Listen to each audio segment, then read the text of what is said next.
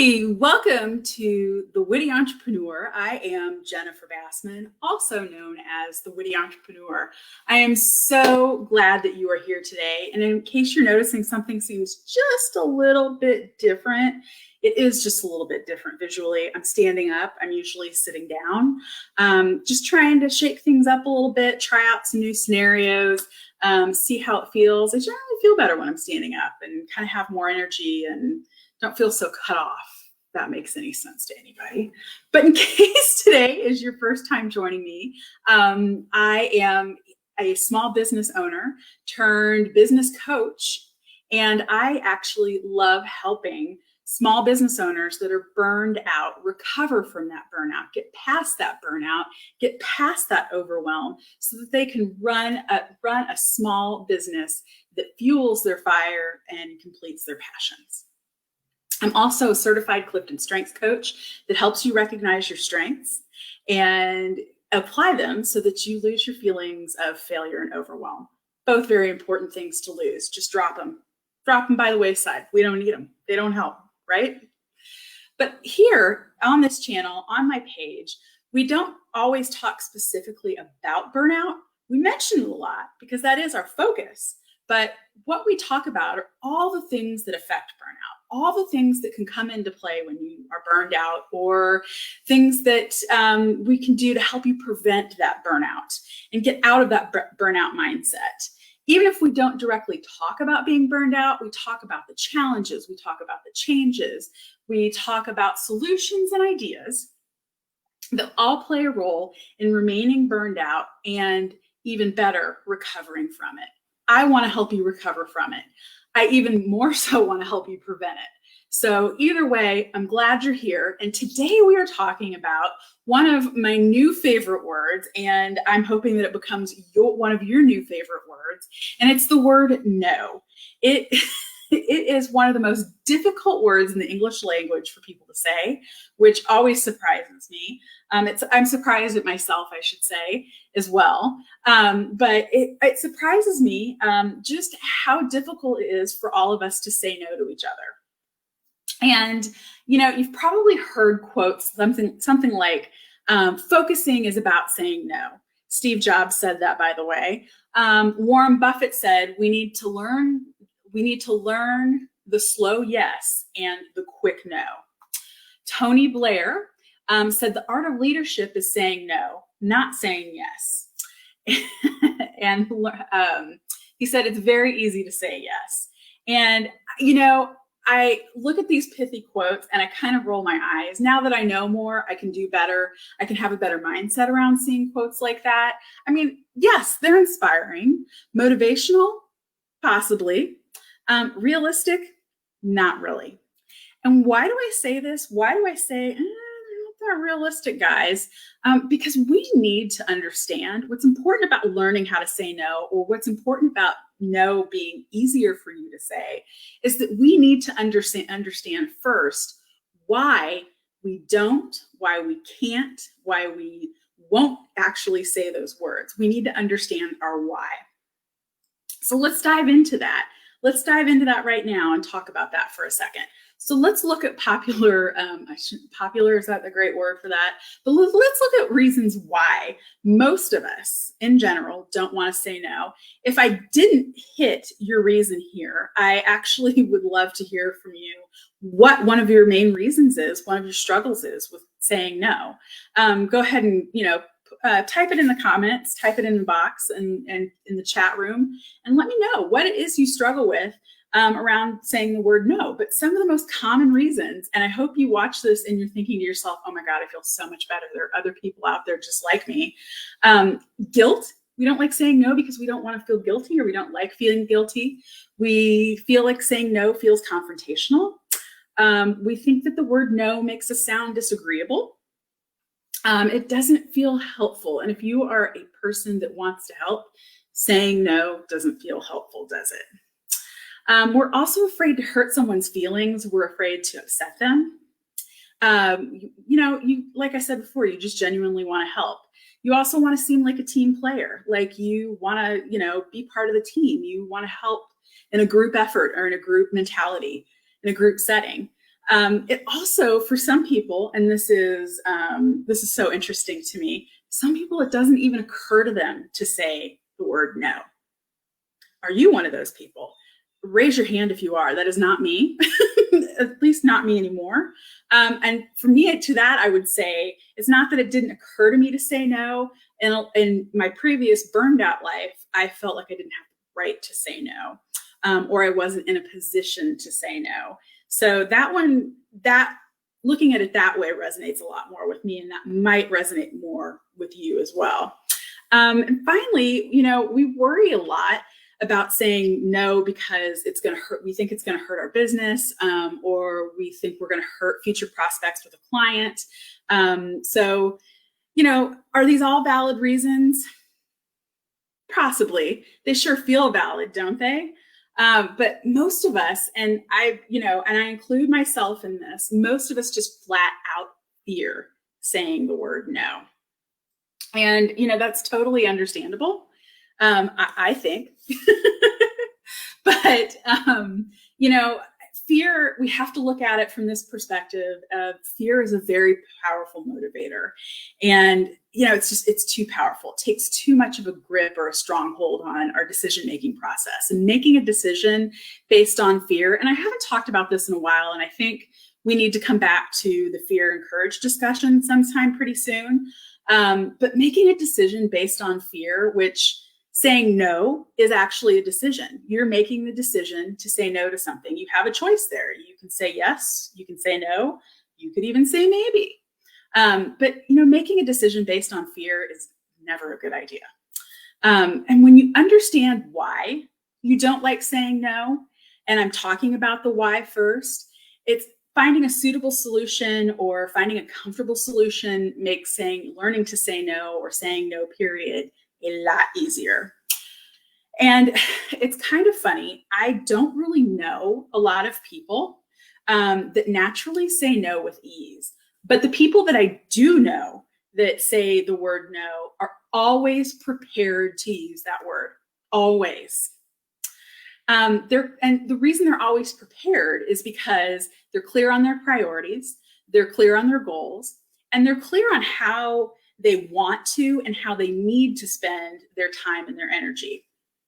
And I'm going to repeat this because I think it's a really interesting distinction from to make in this when talking about making it easier to say no. It for somebody that has an easier time saying the word no to others or turning things down, they are clear on what they want. They're clear on their goals. They are clear on their priorities and what they value. They are also clear on how they want to and how they need to spend their time and their energy. So I feel like that really bears repeating, and that, because we're talking about somebody you want to be, right? You want to be that person that says no with a little bit more ease and a little bit more pizzazz, and actually not pizzazz maybe, but a lot more confidence, right? So I know that, it's hard to say no. And in a whiny voice, I'm going to say, because that's what I'm kind of picturing in my head a little bit is that, Jennifer, it sounds so hard to come up with my why. It sounds so hard to come up with what I value. That seems like such a long and difficult conversation to have with myself. And to that, I say that's necessary conversation to have with yourself, people. But it doesn't have to be so hard. Really, it doesn't. And I'm going to give you some tips and tricks here in a minute to make it a lot easier on you. Because, it's human nature, and it's tough to fight human nature to want to help and to want to please others. And it's human nature to be fearful of not being able to do that, or withholding that from somebody. So just because that's a natural tendency, don't necessarily fight that natural tendency to want to help and be a people pleaser, but learn to use it far more judiciously. There's a thought. I'm not telling you never to say, yes to something. I'm just saying use your no sparingly. Know the reasons why you want to help somebody else. Understand where that opportunity is going to go. And if you can take the time now, right now, or maybe like right after you finish watching this, because I want you to focus, but if you can take the time, instead of waiting until the moment you're confronted to say yes or no or make a decision about something, get solid in your mind with your goals. What's important to you, how you want to and how you need to spend your time. Then you won't be caught with your pants down. That's the trouble most of us have, is that we're caught with our pants down because, as I mentioned a minute ago, it's we don't know what we value. We don't know how we want to spend our time. We're just kind of going on in life and moving along like, we don't need to focus on things like that. We don't need to think about things like that. But, when you get to your core why and you understand how you want to spend your time, you make so many other decisions beyond saying yes or no a whole heck of a lot easier. Really, you do. Kim said, when you say yes to the wrong thing, you are saying no to the things that really matter. That is true. I had to think about that for a hot second there, Kim, but yes, when you are saying yes to something, and we're going to talk about this in a minute too, because quit butting in on my solutions and getting, speeding the pace up. But what you are pointing out is it is just as important. What you say yes to is just as important as what you say no to. So we're going to talk about that in a minute. Give me a hot minute to get there, Kim, and definitely chime in again. But let's get started on the solutions. Let's talk about some solutions, because that is what I promised you, and I am number 3 responsibility in the Strength Finders world, and I always want to do what I say I'm going to do.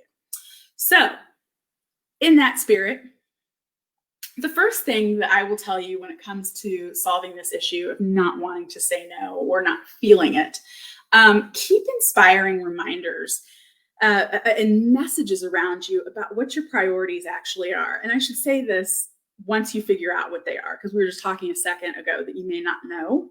But once you figure out, keep inspiring reminders and messages around you, because when you know what you want, when you know what's important, it is, and I promise you, it is a lot easier to say no to things. I personally keep my goals posted on my mirror, my bathroom mirror, and then I have another printout that's actually framed on my desk. I keep them front and center. And when I keep my priorities front and center, it's easier to evaluate what might derail me or what won't serve me. So that's tip and trick number 1. My other muy importante, or my favorite trick that I figured out is I play a game called No, but, B-U-T, ... And write this one down. You can kind of adapt this to your own needs. But what I figured out about my fear of saying no to other people is that it sounds like I'm not being helpful, or that I don't sound, when I say no, I don't sound solution oriented. So when I can, and when it's appropriate, I say no, but I can, I could, I would, or you could, however, grammatically, the sentence structure makes sense, right? And I fill in the blank with a solution. So I basically am offering up some other resource. I'm offering up another time, because maybe the time that they're proposing on something doesn't work, or the deadline that they want isn't feasible for me, but or I offer up another idea. But I'm basically keeping myself solution oriented, right? And people are coming to me, and I recognize people are coming to me because they're looking for help. They're looking for a solution. So when I use this no but trick, I'm still offering a solution, but I'm offering to do it on my own terms, which could mean not getting involved in a situation that I don't need to be involved in. Facebook wars, I gotta stop it. I could be the first to say that. But it means not getting involved in something that I don't really have the time to do, or doesn't serve me, my needs, my priorities, or is kind of a waste of my energy. It's, I'm also sometimes getting a more accommodating time or an accommodating deadline. Sometimes people, they're just proposing an idea. They're pulling a time or a deadline out of thin air, and it is up for negotiation. So the worst thing you could do is not ask or not rebut and say, hey, look, I could do this, but I can't do that. There's nothing wrong with that. You're still offering to get something done. You're still offering help, and you're still offering a solution. And the no but also offers some flexibility, like I was just pointing out. And it also shows a team player mentality, that I want to be part of the team. I want to keep up with my peers. I want to be involved, but here's my limit. Here's my boundary. And y'all know how I feel about boundaries, which we'll talk about in my book at the end of this. But this is a big part of maintaining boundaries too, learning to say no. But what I love about the no but game is that it makes me feel like people aren't walking away empty-handed. It's kind of like that whole, my mama said never to show up to a party empty-handed, that you always bring something for the host. It's kind of that same feeling, that they're walking away getting something, still getting what they need out of me to a certain extent, or maybe they're totally getting what they need. The next solution or the next tip or trick about saying no that I'm going to offer to you is to take a minute to ask yourself how bad the guilt, the anxiety, the disappointment, the fear, or all these other emotions that you might feel around saying the word no. How bad would they really be if you said no? How long do these feelings, these emotions last? If it's very temporary, and by temporary meaning it doesn't wreck your day, maybe it wrecks your hour, maybe it wrecks, the next few minutes, but it doesn't throw your life off balance. It doesn't throw your day or your week off balance. Then, remind yourself of that. Take a deep breath and say, no, or no, but we gotta look at the consequences of saying yes or say no. And that's what this is all about, is, what really is the consequence of me saying yes or no to something? This gets into our next tip of assessing the fallout. How bad will it really be if I say no? What is really going to happen if I say the word no? Will the world fall apart? Will the sky fall down?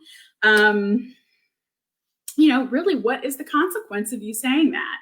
And in our heads, and I know this is true of me because I make up really good stories in my head.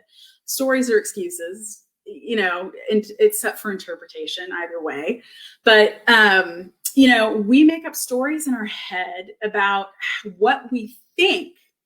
It's not what we know, because we can't read minds. Remember that. You cannot read the other person's mind. It's what we think they're going to say. And we never really 100% know how another person's going to respond. We may have a decent idea, but we never really know, right? And so we've kind of got to get out of our own heads about that and make sure that the reality that we've built up or, what we've built up in our head isn't worse than the reality. And replace that, how often, think about, maybe ask, instead of conjuring up horrible thoughts of saying no to somebody and letting somebody down, maybe start asking yourself some questions to change your mind or change your mindset. Or, as I love to say, flip the script. What is the payoff for saying yes versus no to this person? How often do you give in to this person's requests? Do you really have time to do this? Recognize that, this other person often has to say no themselves to other people. So it's not like this is a foreign word to them. And we'll get to that in a second. If you are dealing with somebody, this is a foreign word. But it's a perfectly acceptable answer to more than 90% of the population. I'm just making up that number. I don't know. I'm just taking a darn good guess, I think. But as for the people that won't take, no for an answer, and the label I use for these people, they're called boundary pushers in my world. They're boundary pushers. And I'm just going to tell you the honest truth about these people. they don't respect you. And so to me, it's a waste of time. It's generally a waste of time to try and please these people, to go out of your way to, to please these people. They don't respect your time, your energy, or your talent, because if they did, if they really respected you, if they really respected your time, your energy, and your talent, then they wouldn't continuously put you in a difficult position where they repeatedly make you say no. Think about that for a second. And instead of telling them no, honestly, I would tell them goodbye, because they're not really contributing anything but stress to your life. And it's good to say no to stress. I hope you agree with that. But the next tip is to assess, as I mentioned earlier, assess the payoff for saying yes versus no. When you say no, what you say no to, and this is what Kim was getting at a little bit earlier, is what you say no to is just as important and just as meaningful as what you say yes to. They kind of have the equivalent weight. And that's a different way to think about that, because both affect your time, both the words affect your energy. It's just that one answer pushes you towards your goal, and the other answer takes you away from reaching your goals. And so you need to know when to say yes and when to say no. And how do you know when to say those things? It's when, as we discussed before, you know what serves you. You know what's important to you. You know what helps you reach your goals, and you know what derails you. See, it's all coming together, isn't it? But, think about the opportunities. What opportunities does saying yes or no present? Make a little, what do you call that? Pro-con list in your head. But, the one thing that I don't want to leave off this list is that it's perfectly acceptable to just say no. No explanations needed, no excuses, no nothing. Just say the word no. Perfectly acceptable. And the final tip that I will offer you, and this is probably one of the most important tips, is to practice. Practice saying no. Find some small, inconsequential decisions to say no to get a feel for it. What is your mind? How does your mind respond? How does your body respond? What is your natural reaction to that? Because if you're saying no in the heat of the moment and you aren't clear on why you're saying no, then your body and your mind kind of go all crazy, and you wind up saying yes, because you aren't used to what happens to your body when you actually use the word no. And once you get used to that feeling, you get used to hearing it come out of your mouth. You get used to hearing it from yourself. You get used to how it feels coming out of your mouth, how it feels forming that decision to say no in your brain. You are going to get more and more and more comfortable with that. As shocking as that sounds, practice makes perfect on this one. So don't wait until you're in the hot seat, or you're getting caught with your pants down, however you want to think about it. Already have your mind made up to a certain extent. And by that, I mean, know what you value, know how you want to spend your time and your energy, know what your goals are, know where you want to go, so that you aren't so confused and you aren't going, well, I've got nothing better to do, or it's not like I know where some of this is going to take me. You know what's important to you. And I promise you, it will make it so much easier. I'm so glad that you joined me today. It is so important to me that you join me, because I know you have a ton of other options on the internet. But the one thing that I do want to make sure that you know about is that my book is out. The ebook is out. The print book is just a couple weeks away. Let me see if I can find. Of course I don't have. Okay, of course I don't have the book cover ready to go. Or maybe I do. I don't know why. There we go. So there we go. I think. Maybe not. I don't know. Technically challenged today. So Stop Being a Doormat is out. It's out on ebook. Like I said, the print book will be out in a couple weeks. I would be honored if you would swing by Amazon, check it out, consider purchasing it. This is my big sales pitch. Woo-hoo. But seriously, what we've been talking about is creating a boundary, learning how to create a boundary. And saying the word no is a boundary. So this book, Stop Being a Doormat, what stops feeling overwhelmed, what stays your greatness, and what starts a fulfilling life, is all about how to create boundaries. And like I just said, saying no, learning to say no is part of the boundary creation process. So I just gave you some secrets from the book. How awesome is that? Woo! But no, the book is totally worth your read. It is written in a workbook style so that you have exercises that you can do, so that it's not just boring sitting there watching, just reading a book. You actually need to stop and think about some of the questions. So by the time you finish reading that book, of course, you're going to learn how to say no, but you're also going to have a solid set of boundaries in place that you're going to know how to enforce. So glad you joined me today. Would love to hear what is challenging for you in terms of saying no, but I also want to hear about your successes. How have you said no in the past that made you feel good? And you started a habit and now you say no all the time, at least in that scenario, right?